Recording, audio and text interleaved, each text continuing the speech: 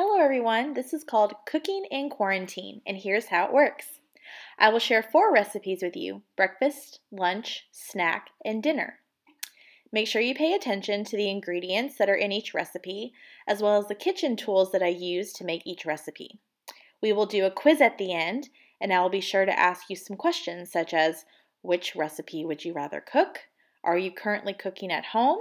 And are you experimenting with any new foods? So without further ado, let's go ahead and get started. So here are the ingredients for savory oatmeal with egg and cheese.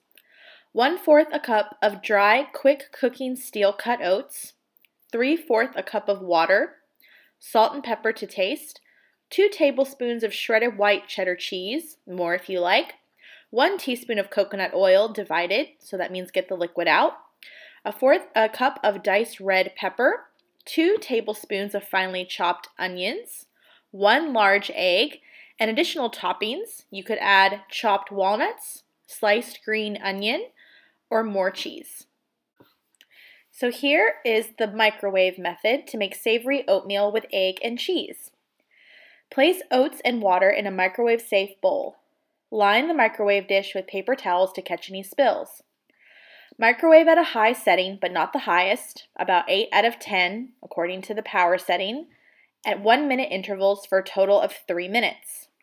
If you want a softer texture, continue microwaving at 30-second intervals. Give the oats a little stir between intervals. When the oatmeal is done, stir in the shredded cheese, the salt, and pepper. Then, heat a nonstick pan with half a teaspoon of coconut oil over medium-high heat. Add vegetables and cook for 2 to 3 minutes until they soften. Spoon vegetables over the cooked oats and then reduce the heat to medium. Add the remaining half teaspoon of oil and then the fried egg right on top. Cook until the whites are no longer translucent, which means they're no longer clear, and serve over the oatmeal.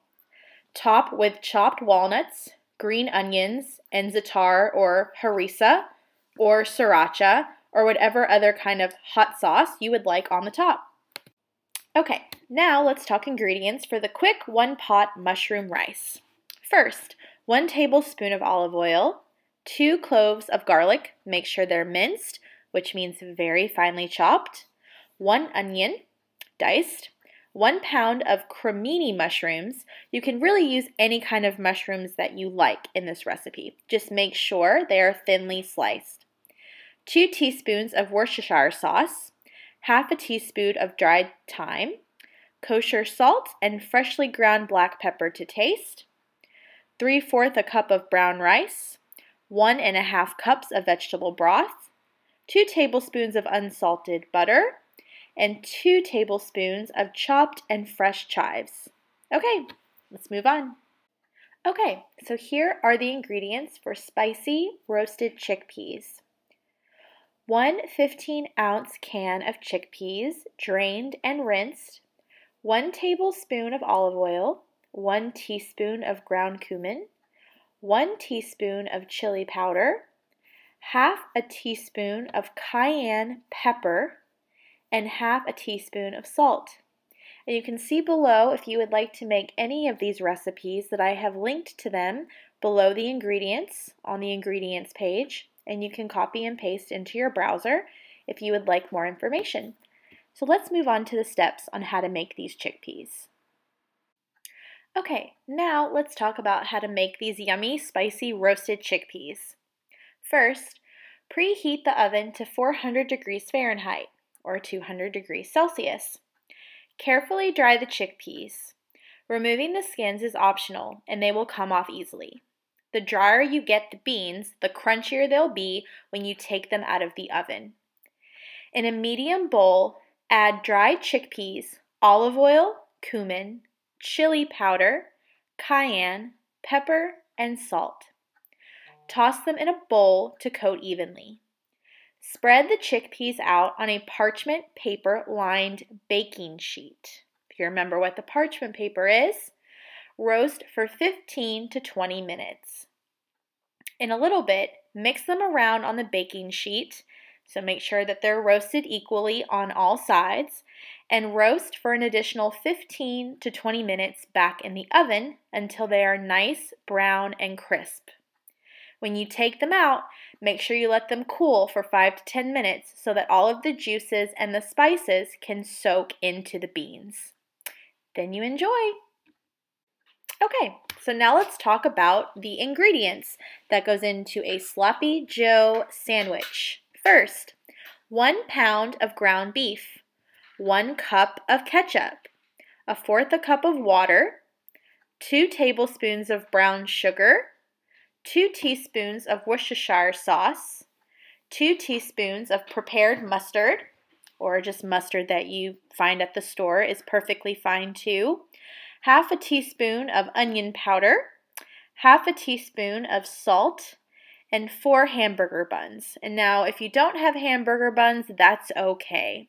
You can use white bread, or you can use hoagie bread. You can use any kind of bread that you prefer. Okay, now let's talk about how we make Sloppy Joe sandwiches. You'll probably find that these are one of the most easiest sandwiches to make, other than a PB&J. A little bit more difficult than that. So the first step, in a large skillet, cook beef, or you could use ground chicken or ground turkey over medium heat until it is no longer pink. Then you drain out the fat. Stir in ketchup, water, brown sugar, Worcestershire sauce, mustard, garlic powder, onion powder, and salt. Bring it all to a boil in the skillet. Reduce heat after about 5 minutes or so, and then cover and simmer for 15 to 20 minutes.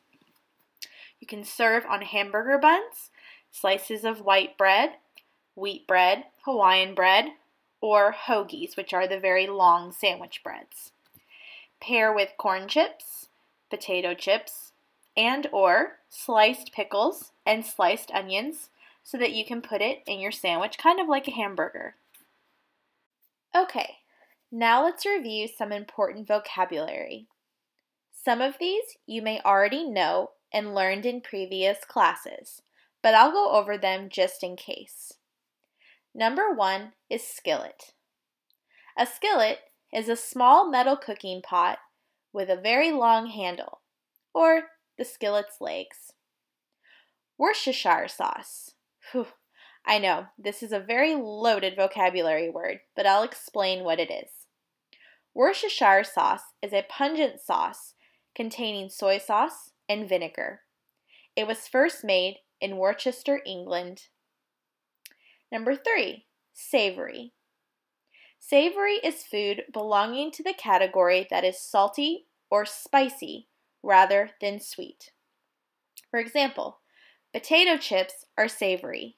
Cupcakes are sweet. Number 4, microwave safe. A microwave safe plastic container is one that is safe to heat and is not going to bubble, melt, or burn a person who takes the plastic bowl out of the microwave. It's a pretty neat invention. Number 5, parchment paper. Parchment paper is a type of stiff, translucent paper used to resemble parchment.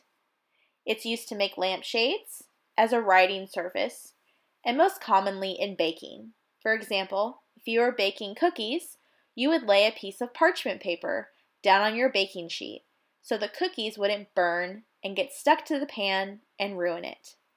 Okay, let's move on. Okay, now it's quiz time. I will go through and read each of the questions first.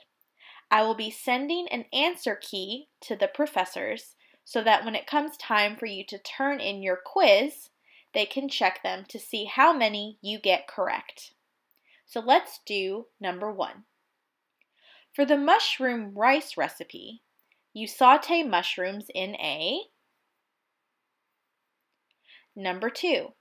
For the snack recipe, you chickpeas in an oven to get them crispy. Number 3. This recipe can be paired with potato chips and pickle slices. Number 4. This recipe's ingredients include steel-cut oats and a fried egg. Number 5. How long do you simmer the meat mix for in the Sloppy Joe recipe? And number 6. At what degree in Celsius do you roast the chickpeas? I would like for you to write down these sentences as well as the answers so that you can turn them in to your professor for the class to check your answers. Let's move on. Okay, now it's time for some Q&A, or questions and answers. So, I will be the one asking the questions, and you guessed it, you will be the one giving the answers. So what I will do is I will first go through and read each of these questions. Then I would like for you to write them down and also write out your answers. You will also be typing these up or sending a photo of your answers to your teacher so that they can see that you have completed the exercise. Okay, so let's get started. Which one of these recipes would you cook? So you have your choice of the savory oatmeal, the mushroom and Parmesan rice, the spicy roasted chickpeas, or the Sloppy Joe sandwiches. So which one of these would you cook and why? Have you cooked any meals lately?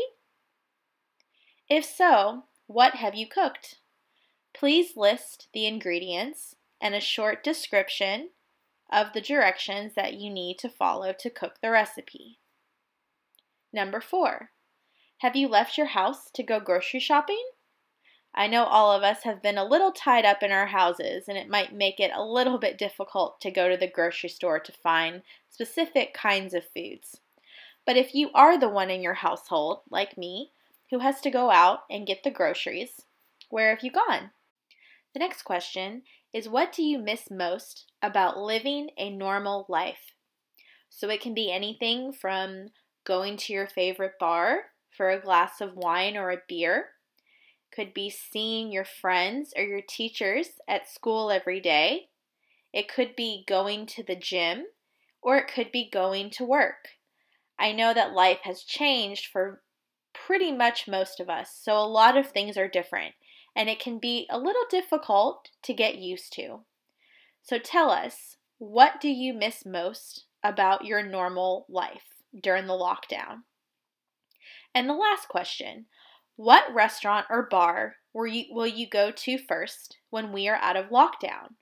This could be your favorite bar in Logroño, it could be your favorite bar in your pueblo, or it could be your favorite restaurant or bar in a different country. You can get creative and tell us why it would be your first restaurant or bar you would go to and what you would order. Okay, so now I'll do a quick review of the homework that I just gave you to complete on your own. So number 1, complete the quiz listed in this lesson. So that consists of the fill in the blank and the question and answer.